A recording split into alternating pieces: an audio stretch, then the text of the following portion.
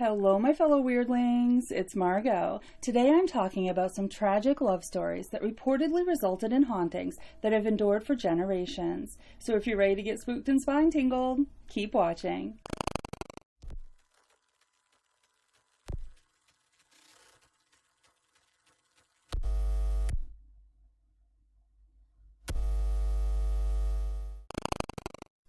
With Valentine's Day coming up, I figured some of you will probably be in the mood to hear sentimental stories of love and devotion, and others will prefer to hear about murder, tragedy, and heartbreak. Either way, I've got you covered. Also, people have requested more stories of public places they can actually visit, so most of the stories listed here will include an address. Only one of these locations is no longer open to the public. Of course, if you do visit any establishment I mentioned in this video, make sure to be respectful of your surroundings. We'll begin with perhaps the most well-known ghost story in Vermont, that of Emily's Bridge. Emily's Bridge is an old single-lane 49-foot wooden-covered bridge located in Stowe, Vermont. It was originally known as the Gold Brook Bridge, since it was built across Gold Brook in 1844 on what came to be known as Covered Bridge Road, for obvious reasons. According to the lore, the first mention of the bridge being haunted by a ghost named Emily seemed to take place around 1968, when a high school student using a Ouija board on the bridge claimed to contact a spirit named Emily. Since then, many others have claimed to have had similar experiences. There are several versions of this haunting's origin story, which supposedly took place in around the year 1849, though some versions date the story to the 1920s. In the most popular telling, Emily was a teenage girl or young woman who was planning to meet her boyfriend at the bridge to secretly elope, since her parents didn't approve of their relationship. Her boyfriend never arrived, and a devastated Emily hung herself from a rafter of the bridge, with the rope that she'd used to tie together her sack of belongings. Another often told version of the story is that Emily was stood up at the altar on her wedding day. The distraught bride took off in a carriage at an incredible speed to track down her missing fiancé. When trying to navigate the turn before the bridge, one of the horses was startled, causing the wagon to fatally crash over the bank and into the rocky brook. Other versions assert that Emily was killed by runaway horses on the bridge on the way to her wedding. Still others make claims of Emily being pregnant and her beloved leaving her by means of another woman or suicide. One story even has Emily's lover murdering her on the bridge, then either leaving town or taking his own life afterward. Either way, young Emily met a tragic fate on Goldbrook Bridge and has haunted the spooky structure ever since, or at least since the first mention of her ghost in 1968. And Goldbrook Bridge has come to be colloquially known as Emily's Bridge as a result. Visitors to Emily's Bridge have reported hearing strange noises, such as footsteps, the sound of ropes tightening, and a girl screaming.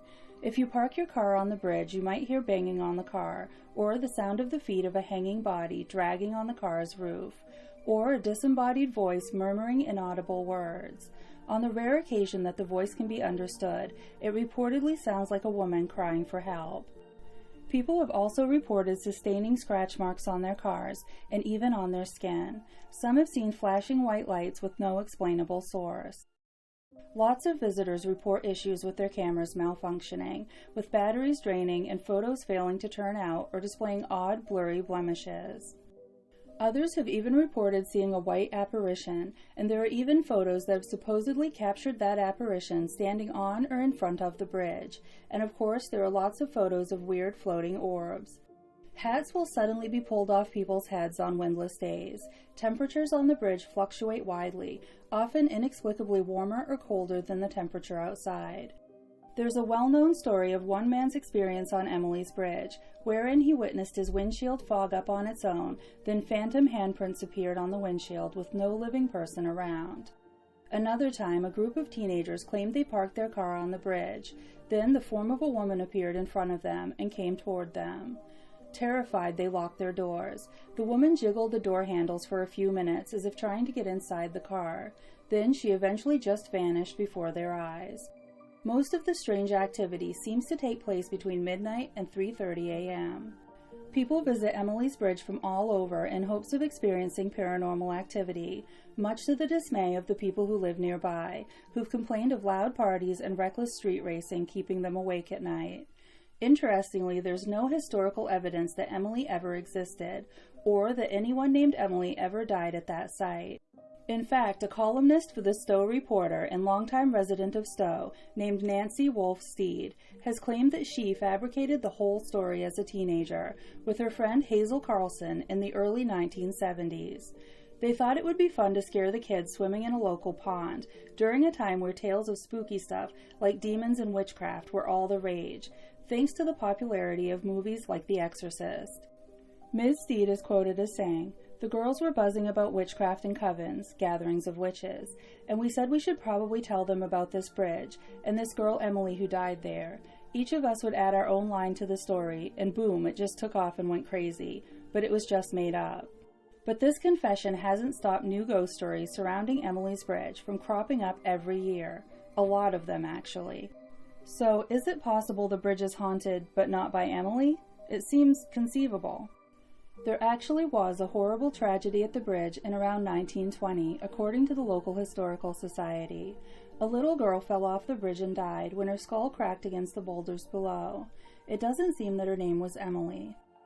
It's also speculated that if the legend of Emily is true, Goldbrook Bridge may not even be the real Emily's Bridge. There was another older covered bridge just down the road near Route 100 until it burned down in 1932 and was replaced by the concrete bridge that's still in use today. That bridge was also called Goldbrook Bridge. There were records of a death taking place on that older covered bridge, but the details have been lost over time. It's even been suggested that perhaps that bridge was haunted, and after the fire the ghost migrated upstream to the current Goldbrook Bridge, Emily's Bridge, which is now the only covered bridge left in Stowe.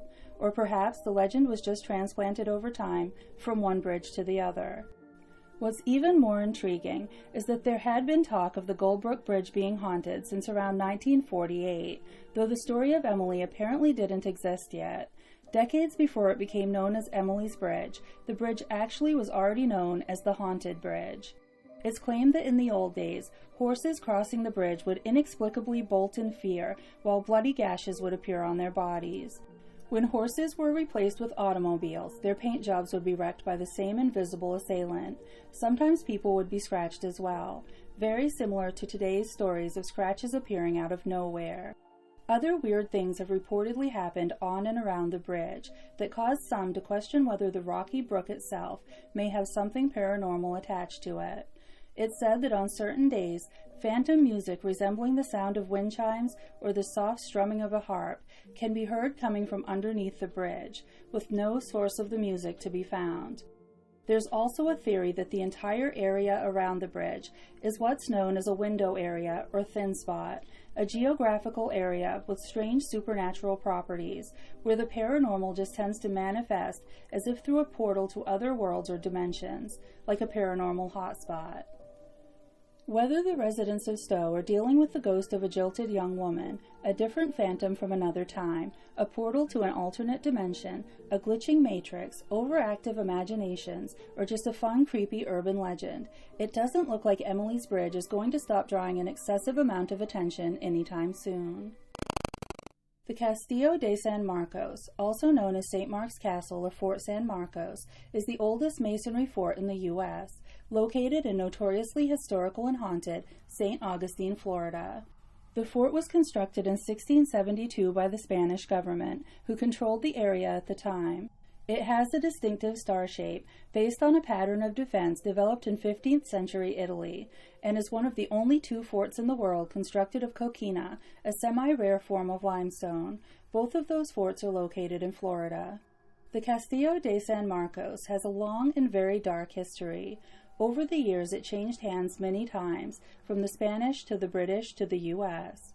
It's seen countless bloody battles, dozens of wars, surprise sieges, attacks from roaming bands of pirates, and devastating hurricanes, as well as deaths from cholera and starvation. Also, during the many years it took to build the fort, a number of workers died due to hard labor, tropical heat, and diseases. During the time of Spanish control, it's believed that a hidden room in the lower chambers was used as a torture chamber during the brutal Spanish Inquisition. It wouldn't be until years later that the room was discovered, when a heavy American cannon fell through the floor, revealing a room containing ashes and human bones. A very tragic and shameful period of the fort's history was in the 1800s, when it became a military prison holding many members of different Native American tribes. These prisoners were held in horrible conditions, and many of them died inside of San Marcos. From 1886 to 1887, approximately 491 Apaches were held prisoner in the fort, men, women, and children, and nearly one-third of them died there.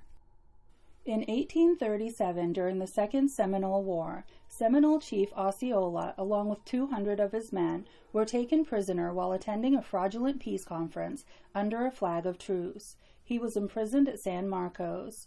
At the time of his capture, Chief Osceola was suffering from chronic malaria, tonsillitis, and abscesses. Prominent physician Dr. Frederick Whedon was called in to treat him. The two reportedly became very close. The chief was even beloved by the doctor's family. When Chief Osceola died of quinsy, an infection in the back of his throat, Dr. Whedon decapitated his corpse and kept his severed head preserved as a curio. He also stole some of the belongings the chief was intended to be buried with. With friends like that, who needs enemies? Chief Osceola's head was put on display in a jar of alcohol in Dr. Whedon's apothecary at St. Augustine. Disgustingly at the time, Native American body parts, especially heads, were considered valuable trophies, and many people went to great lengths to obtain them. Many believe Chief Osceola still haunts the grounds of San Marcos, with visitors often reporting seeing unexplained shadows walking around the fort and a headless apparition. Other phenomena includes unexpected drops in temperature, sudden chills, and hearing disembodied voices. But for all of the fort's sordid military history and haunted reputation, many visitors are surprised to catch a glimpse of the apparition of a lone woman. The story goes that in 1784, a Spanish colonel named Garcia Marti brought his young wife Dolores to live at the fort. Colonel Marti was known as a cold man who often ignored his wife, who began to look elsewhere for attention. Dolores ended up having an affair with her husband's handsome and charming assistant, Captain Manuel Abela. Dolores always wore a very unique perfume with a strong, sweet, flowery scent. One day, Captain Abela reported for his daily meeting with Colonel Marti. While shaking hands, the colonel smelled the distinctive scent of his wife's perfume on the captain and realized they'd been having an affair. The next day, both Dolores and Captain Abela were nowhere to be found. When asked about his wife's disappearance, the colonel claimed Dolores had suddenly fallen ill and had traveled to her aunt's house to recover. He further stated that she'd soon be moving back to Spain to live with family. When questioned about the whereabouts of Captain Abela, the colonel claimed he was sent to Cuba on a special assignment. The colonel's co-workers found these explanations strange, since Dolores hadn't seemed ill, and they were pretty sure Captain Abela wouldn't have left without saying goodbye to his fellow soldiers. But the colonel was never questioned further. But the truth eventually came to light about 50 years or so later, when, according to legend, a local man with an interest in architecture discovered a hidden room while exploring the fort. Noticing a hollow sound behind one of the walls, he removed a few bricks and exposed a hidden cavity behind them, and within that cavity were the remains of a man and a woman, some accounts say chained to a wall. And thus it was discovered that Colonel Marti had kidnapped his adulterous wife and assistant and imprisoned them behind a wall within the fort, leaving them to starve to death. To this day, many visitors of the fort report seeing the apparition of a woman in a white dress, accompanied by the scent of a sweet, flowery perfume, and the feeling of being watched, causing the hair on the back of their neck to stand up and a creepy sensation to roll down their spine. Other reports of paranormal activity at the Castillo de San Marcos include sightings of Spanish soldiers patrolling the grounds, the phantom of a Seminole warrior leaping from a high fortress wall, a Spanish soldier standing at the edge of the fort at sunset, lights shining from the watchtower on stormy nights, a cold hand pressing on the nape of the neck, the sounds of screams, unexplained noises, and loud conversations, and feeling ill after visiting certain areas of the fort. Many people have also taken photos capturing misty shapes, strange lights, and orbs. In the Flatbush neighborhood of New York City, between Winthrop Street and Clarkson Avenue, where Bedford Avenue is situated today, a rather unique home was built in 1749. It later came to be known as Melrose Hall. The large mansion was set back from the street at the end of a long lane of trees on about 20 acres of land, and was, according to a 1902 article from the Brooklyn Daily Eagle, the quaintest and queerest old place one could imagine. The house stood 2.5 stories tall, with a wing on each end. Steep roofs slanted in all directions, and gables projected here and there in the oddest sort of way. The interior was described as consisting of dark corridors, oddly shaped rooms, winding stairways, black holes, mysterious trapdoors, and other unprecedented features. It's unclear whether those odd attributes were constructed by the original builder or the man who later bought the house from him. The builder of Melrose Hall was an unconventional English settler named John Lane, who'd reportedly been banished from his homeland for his wild, carousing ways. After Lane's death, the house was sold to a British loyalist named Colonel William Axtell, who, much like Lane, was known as a rollicking fellow and a lusty drinker, and was dubbed a three-bottle man, in reference to his drinking habits at his frequent parties. When Colonel Axtell purchased Melrose Hall, he allegedly built secret chambers in the mansion to hide his Tory friends during the Revolutionary War. He reputedly also added dungeons under the house to imprison American patriots. He was clearly a compelling character with some interesting problem-solving skills, if the details of this legend are true. Colonel Axtell, being the second son of an English nobleman, married the daughter of a wealthy British merchant, according to tradition. His bride was described as accomplished and prepossessing. She was educated, graceful, and beautiful. But unfortunately, this young lady was not the object of Axtell's desire. That, alas, was her own sister, Alva. Axtell was obsessed with Alva and couldn't bear to be without her. The story goes that when Axtell set sail from England to New York, Alva had also secretly boarded the ship to America, disguising herself by dressing in men's clothing. When Alva revealed her true identity to Axtell, he was overjoyed, and did what any rational man, hopelessly in love, would do. He built a secret chamber above the ballroom of Melrose Hall, and according to an 1895 article in the Brooklyn Daily Eagle, fitted it up with all the luxury and comfort that money could buy. Then he locked Alva up in there for the next 3 years. Alva would reportedly wait around all day until Axtell could slip away from his wife, her sister, and then he'd visit her upstairs in the secret chamber. Only one other person knew of Alva's existence at Melrose Hall, one of Axtell's slaves, who'd been charged with taking care of Alva's daily needs. 3 years into this unconventional arrangement, or hostage situation, considering Alva apparently didn't have a key to her own door, Axtell went away for several weeks on an extended business trip. During his absence, the slave woman, who was apparently excellent at keeping a secret, suddenly passed away. As a result, so did Alva, who slowly starved to death in her gilded cage, with nobody to bring her food or drink.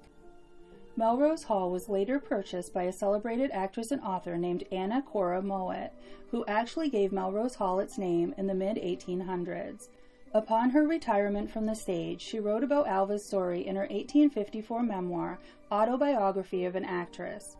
In the book, she told of how she learned Alva's tragic story from neighbors, who, quote, affirmed that a young girl had been purposely starved to death in that chamber, and that her ghost wandered at night around the house. I'm not sure exactly how haunted Melrose Hall was, or what exactly they based this assessment on, but the Brooklyn Daily Eagle once referred to the historic mansion as home to the largest assortment of the most gruesome ghost stories of any house in the state.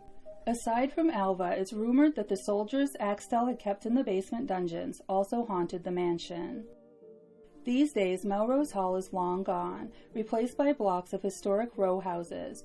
I was unable to find any ghost stories from modern residents of the area. Our final story takes place at Longfellow's Wayside Inn in the pastoral countryside of small-town Sudbury, Massachusetts.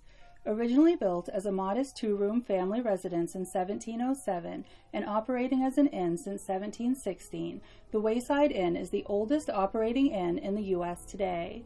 Originally known as Howe's Tavern, the inn was built by the Howe family and was handed down through 4 generations, with Lyman Howe, known as the Squire, the last in the Howe line to run the establishment, since he never married or produced an heir by the time of his death in 1861.